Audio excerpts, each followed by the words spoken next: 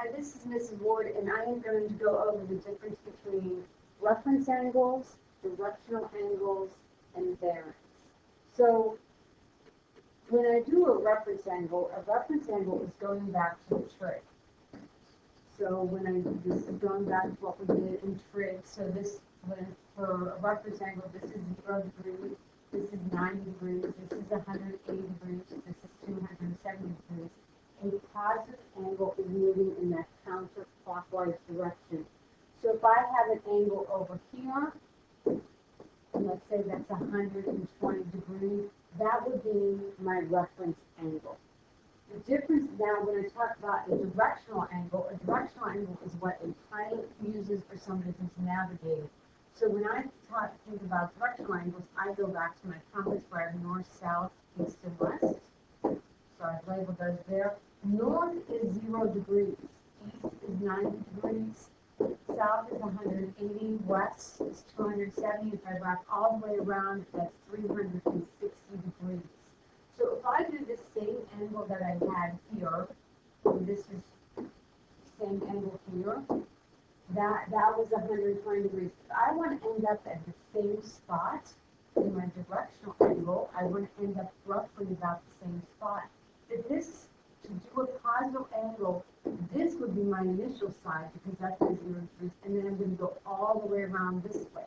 So you can see if I draw like that, it's no longer going to be 120 degrees because this is 90, this is 180, this is 270.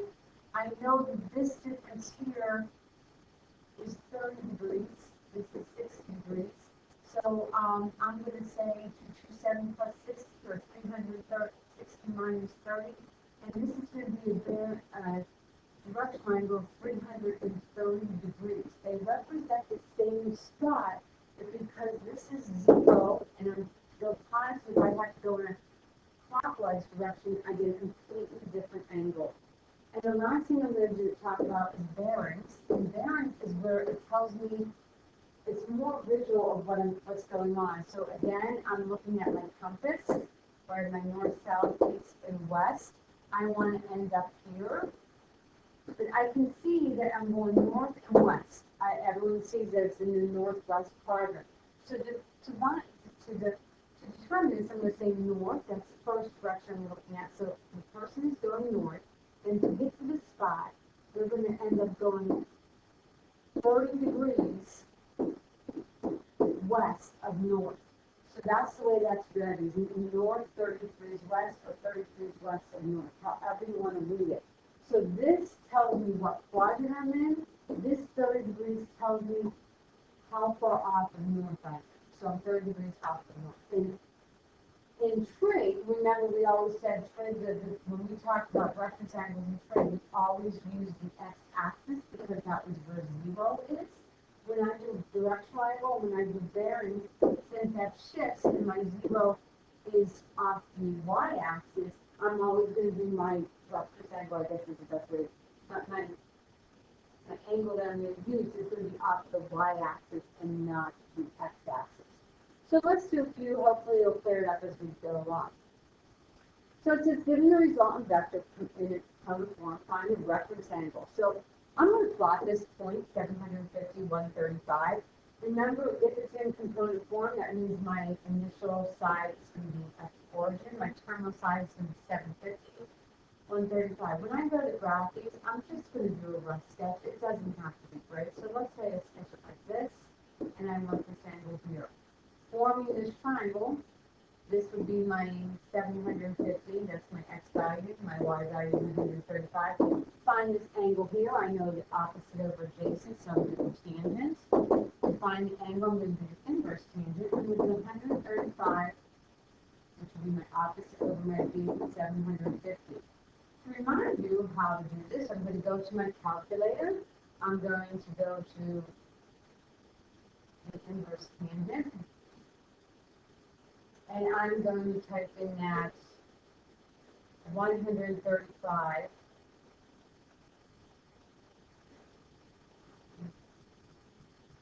divided by the 750.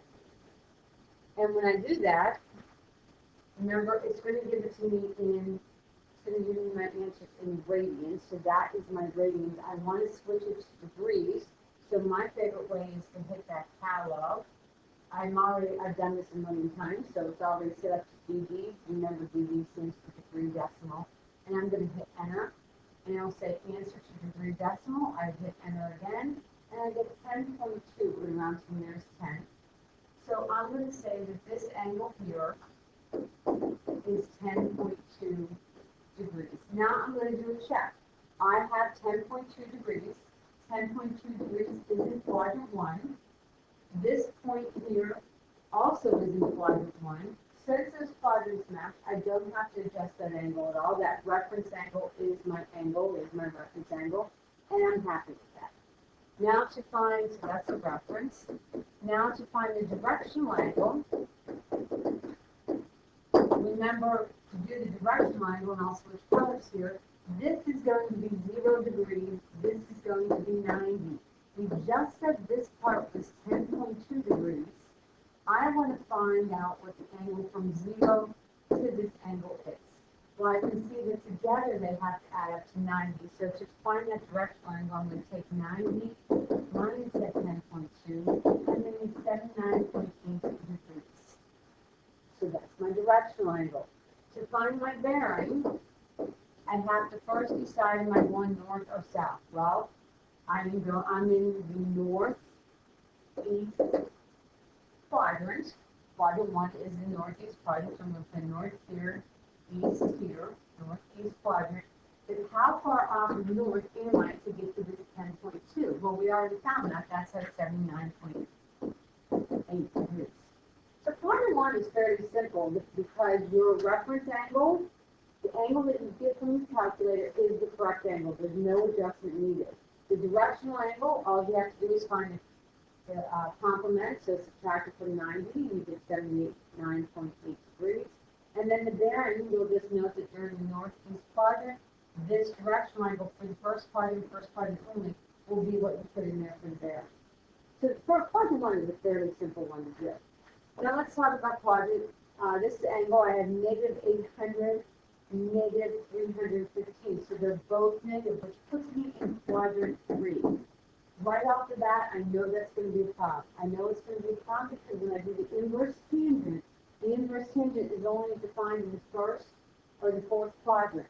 So I know that I'm going to have to do some adjustment here. But let's worry about that in a second. I'm going to first plot this point, negative 800.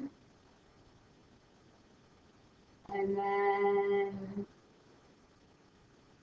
negative 315. Let's say we put the point about here-ish. So my reference angle is going from here to here. That's my reference angle. But when I go and do this on my calculator, the inverse tangent, remember it's finding this angle right here. Actually, find an angle over here, but we'll worry about that in a second. Negative 315, negative 800. So when I do that on my calculator, I get 0.375107. To put it in degrees, I do that DD, and I end up with 21.5 degrees. Well, that 21.5 degrees is this angle right here, which means that this angle here is also going to be 21.5 degrees. So to find this angle that has the initial side here, goes here, I'm just going to find. I'm just going to take 180 degrees and add that 21.5. And that should make sense because this is 180, then I have to add that 21.5. And when I do that, I get 201.5 degrees. So that is what I'm calling my reference angle or my trig angle. Now I want to find my directional angle. To find my directional angle, remember, I'm saying that this is north, this is 0, and I want to end up in the same spot. So this is 0, this is 90, this is 180, and then this here is 270 degrees. So there's two ways that I can find that. One is I can say, well, if I start at 0, I could go to 270 degrees and subtract the 21.5. That's one way to do it. And when I do that, I get 248.5 degrees. Some other people, they say, well, let me do it this way, because I'm going to have to find the same line. If this is 90 degrees, this angle here has to be 90 minus 21.5. So that angle ends up being 68.5. And then they say, well, if this is 0 to 90 to 180, to find the directional angle, I take 180 and add 68.5.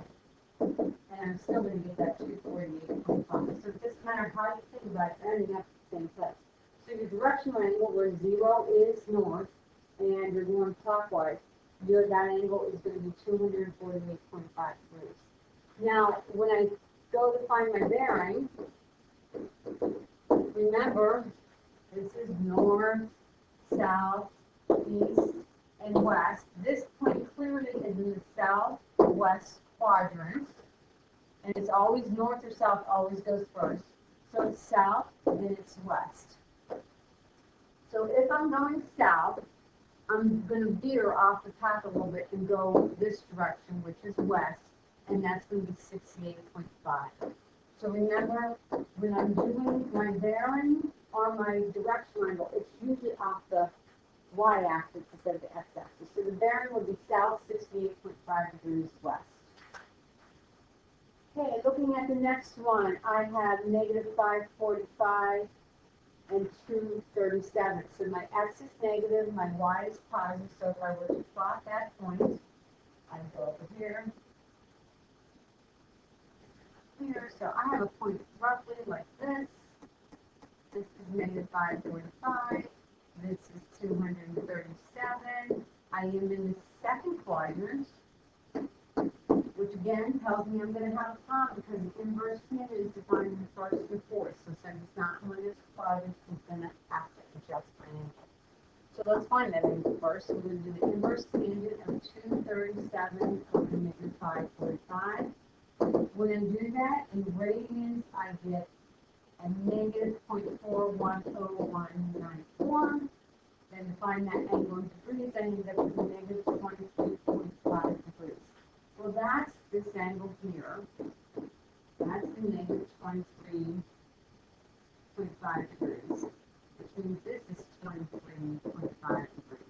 So that's what that is. So if I want to find the angle from here to here, I'm just going to add 180. I'm going to plus negative 23.5, and I end up with 156.5 degrees. So that is my reference angle, my trig angle, however you want to do that. My directional angle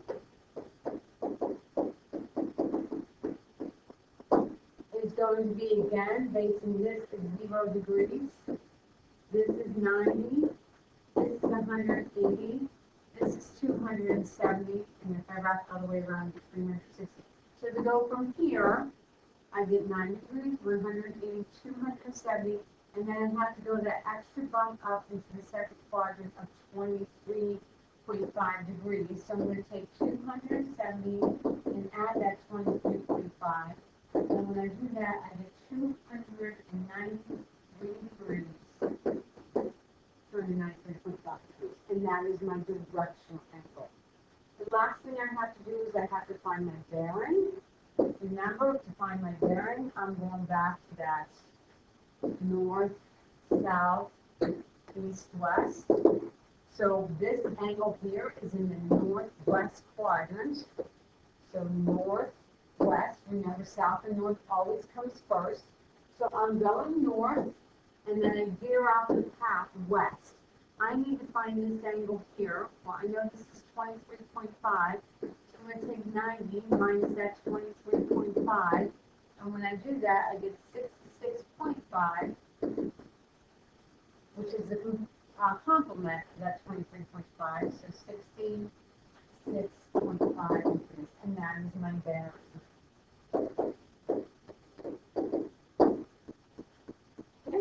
I think drawing a picture is worth 1,000 words. Draw a picture, draw a picture, draw a picture. All right, the last one. 218, negative 58 So roughly sketch that. So let's say I have something like this, roughly sketch. It doesn't have to be exact. It really has to fit in the right quadrant, to be perfectly honest. So here I'm going to find this angle here. So to do that, I'm going to do the inverse tangent, and then negative 58 over 218. When I do that in my calculator, I get a negative 0.26031. Remember, that's in radians. I go to the DD, and I get negative 14.9 degrees. So that makes sense. This is my positive x-axis. I'm going in a negative direction, so theta would be negative 14.9 degrees. If I don't like working with negative angles, I'm going to just add the coterminal angle. So I'm going to add one lap around my new circle.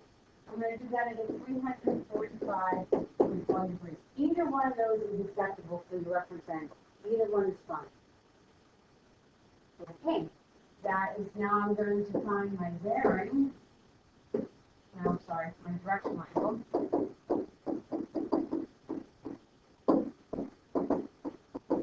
So this is based on this being 0 degrees, this being 90, and I really don't have to go any further.